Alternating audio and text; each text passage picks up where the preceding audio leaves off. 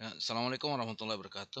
Pada kesempatan ini kita kembali lagi dalam bahasan pelatihan dan pengembangan. Kompetisi antar organisasi berlangsung dengan sangat ketat pada masa-masa sekarang ini.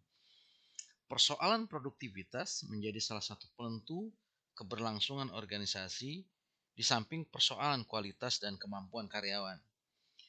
Program pelatihan dan pengembangan sumber daya manusia dapat membantu pencapaian lebih maksimal pada ketiga persoalan tersebut bagi sebuah organisasi.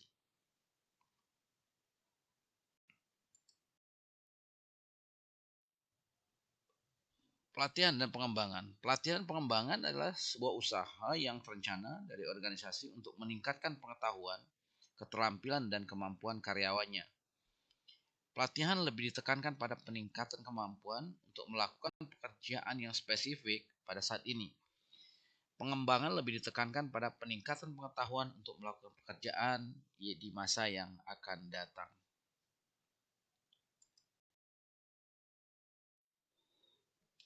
Lalu apa sih manfaat dari pelatihan? Yang pertama adalah karyawan atau pegawai yang baru direkrut yang belum memahami secara benar pekerjaan, bagaimana melakukan pekerjaan. Yang kedua adalah bila ada perubahan-perubahan dalam lingkungan kerja dan tenaga kerja. Yang ketiga adalah untuk meningkatkan daya saing perusahaan dan memperbaiki produktivitas. Yang keempat adalah bagaimana menyesuaikan dengan peraturan-peraturan yang ada, misalnya standar pelaksanaan pekerjaan yang dikeluarkan oleh asosiasi industri dan pemerintah. Kemudian untuk menjamin kualitas produksi atau keselamatan kesehatan kerja.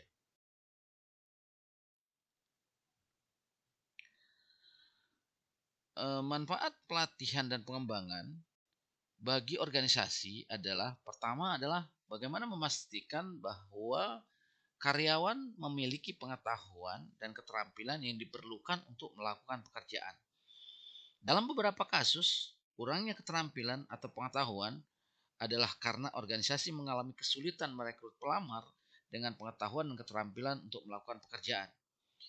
Dalam organisasi proaktif, pelatihan digunakan untuk mengajarkan pengetahuan dan keterampilan yang sementara ini tidak diperlukan, akan tetapi dibutuhkan di masa yang akan datang.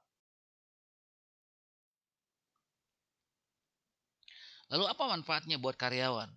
Pertama adalah mengurangi waktu yang digunakan untuk belajar. Jadi dengan pelatihan itu mempermudahkan karyawan untuk belajar dalam waktu yang sesingkat mungkin. Kemudian yang kedua adalah meningkatkan pengetahuan dan keterampilan bagi karyawan.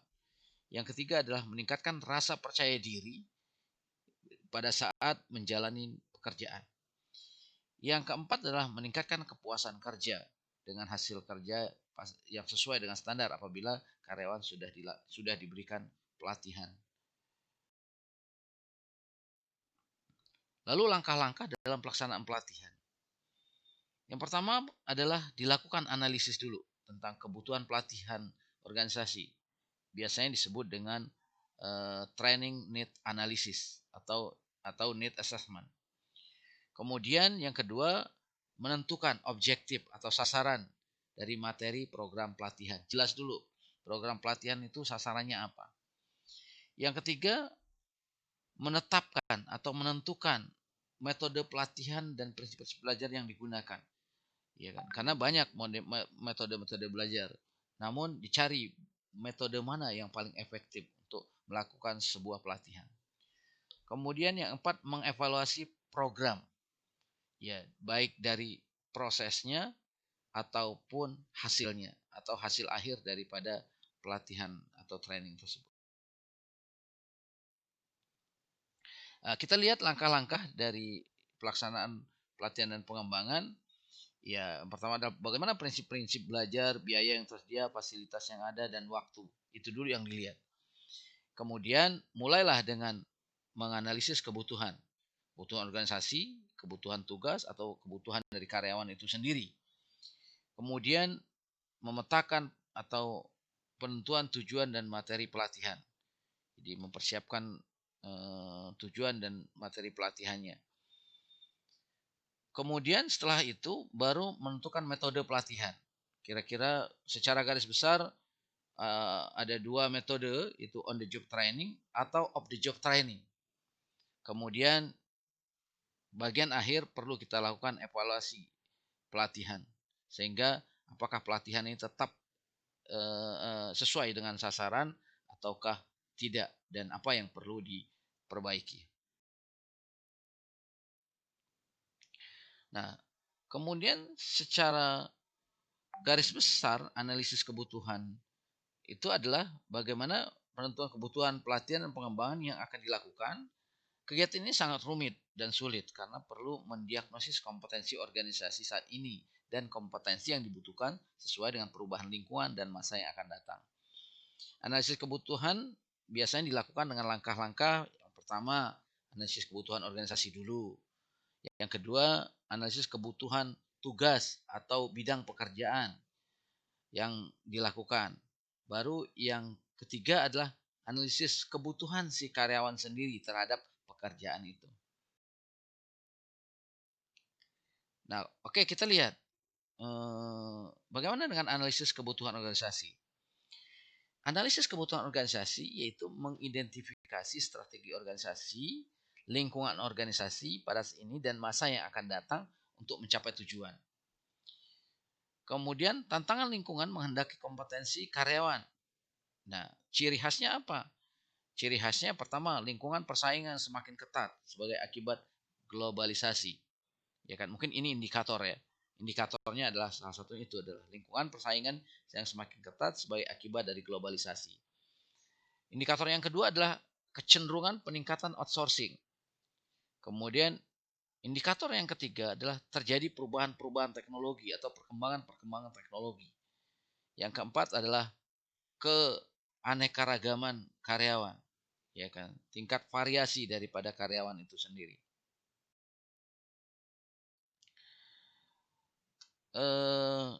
Kemudian analisis kebutuhan organisasi biasanya ditentukan juga oleh kompetensi dan perilaku sumber daya manusia agar dapat bersaing, yaitu harus memiliki, umpamanya harus inisiatif, mampu bekerja sama, ya, mampu bekerja kelompok atau teamwork, kemampuan dalam evaluasi kinerja, kemampuan berkomunikasi dan mendengarkan, kemampuan menganalisis masalah, kemampuan mengambil keputusan, kemampuan untuk mendapatkan dan memahami informasi, kemampuan untuk melakukan rencana, dan kemampuan untuk multikultural.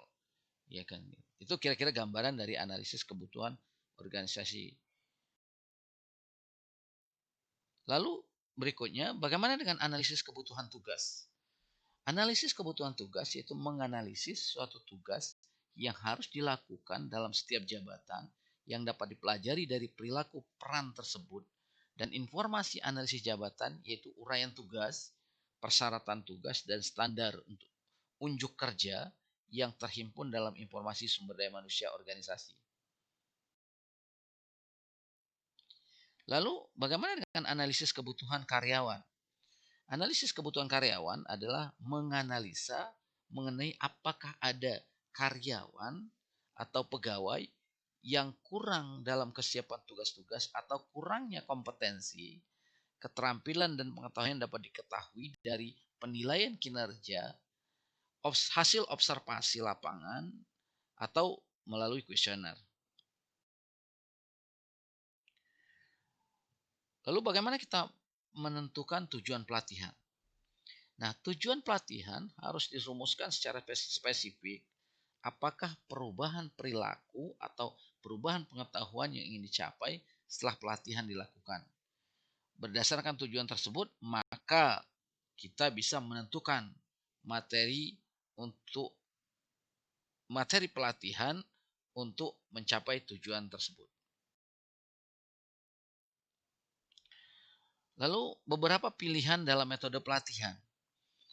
Secara garis besar ada dua, yaitu on the job training, yaitu dilakukan pada saat waktu jam kerja berlangsung, baik secara formal maupun informal.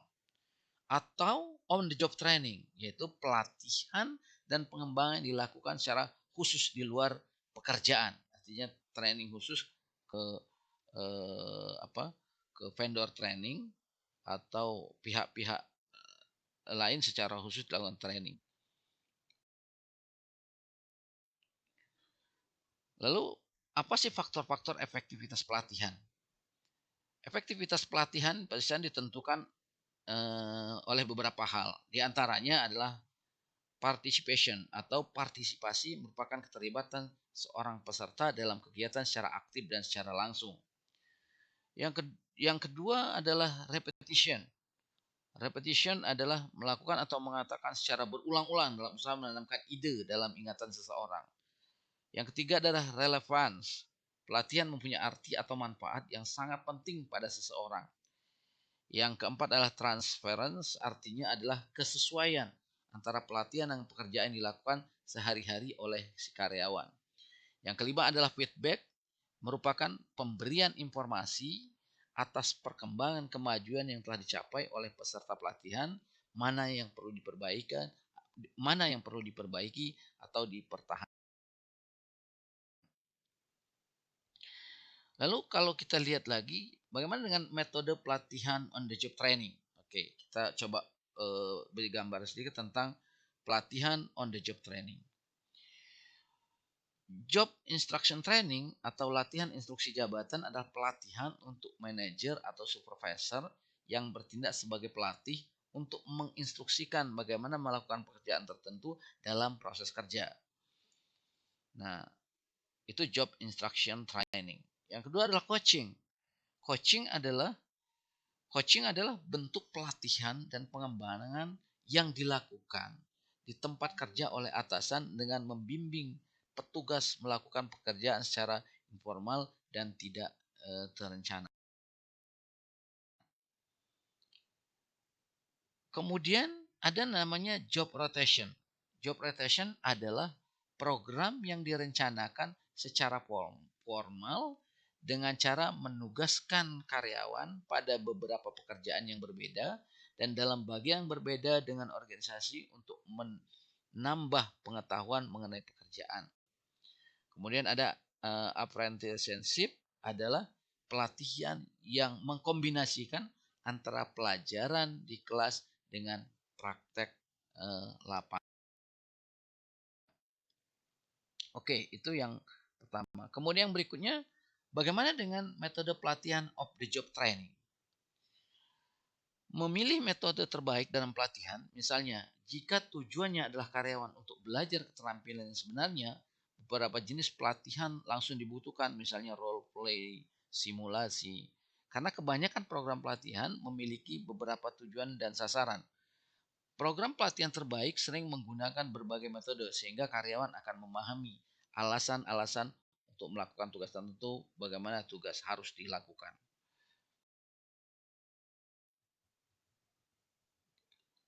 Oke, coba kita perhatikan dulu bagaimana menggunakan perkuliahan untuk memberikan pengetahuan. Pemberian perkuliahan adalah sumber pelatihan yang baik jika tujuannya adalah untuk karyawan yang mendapatkan pengetahuan, tetapi kecuali disertai dengan metode seperti simulasi dan permainan peran, mereka biasanya tidak efektif. Bagian penting dari setiap konsentrasi pelatihan adalah berkas materi atau handouts untuk para penonton atau untuk para pendengar atau audiens. Tujuan dari handout adalah untuk memberikan materi kepada peserta agar dapat digunakan kembali ke pekerjaan mereka.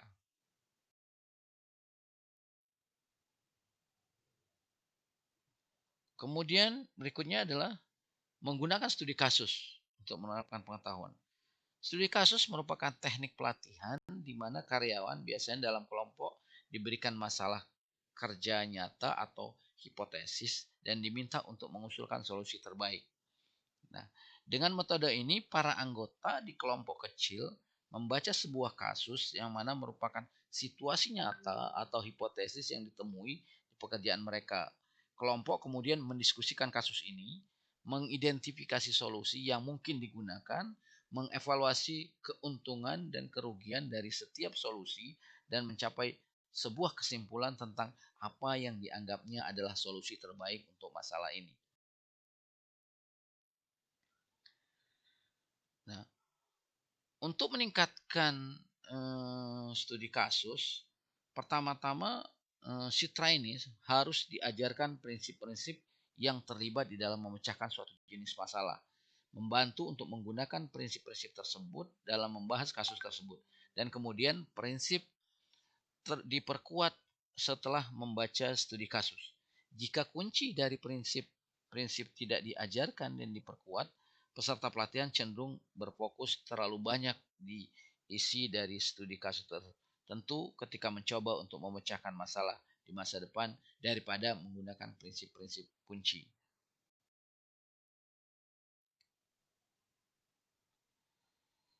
Berikutnya adalah menggunakan latihan simulasi untuk praktek keterampilan baru. Nah, simulasi adalah sebuah latihan dirancang untuk menempatkan trainees dalam situasi yang mirip dengan salah satu yang akan dihadapi pada pekerjaannya. Keuntungan simulasi adalah memungkinkan peserta pelatihan untuk bekerja dengan peralatan langsung di bawah kondisi kerja yang sebenarnya tanpa adanya konsekuensi dari kesalahan. Misalnya dengan menggunakan peralatan kasir atau mengambil pesanan pelanggan mudah dipelajari, tapi akan menjadi pekerjaan yang jauh lebih susah jika ada antrian panjang dengan banyak pelanggan yang emosi atau tidak sabaran, atau rekan kerja yang mudah marah. Latihan simulasi memungkinkan peserta pelatihan merasakan tekanan seperti itu, tetapi tanpa benar-benar mempengaruhi kinerja organisasi.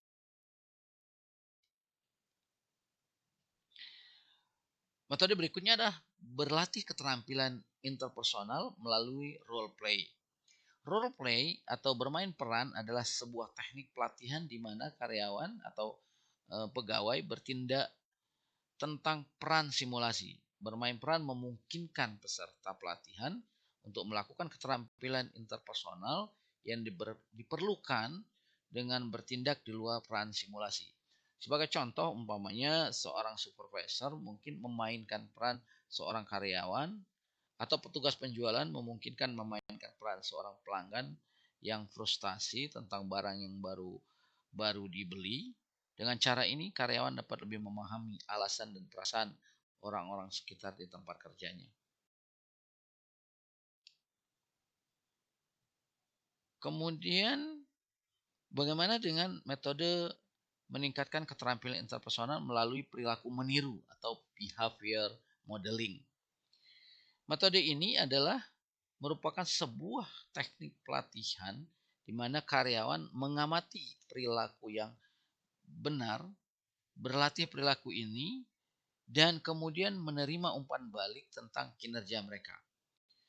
Perilaku ini disebut poin belajar dan pada dasarnya merupakan aturan untuk mengikuti dalam memecahkan suatu masalah. Selanjutnya peserta melihat video para karyawan dalam benar atau tidak sebenarnya memecahkan masalah. Peserta pelatihan mencatat saat rekaman diberi kesempatan untuk mengajukan pertanyaan.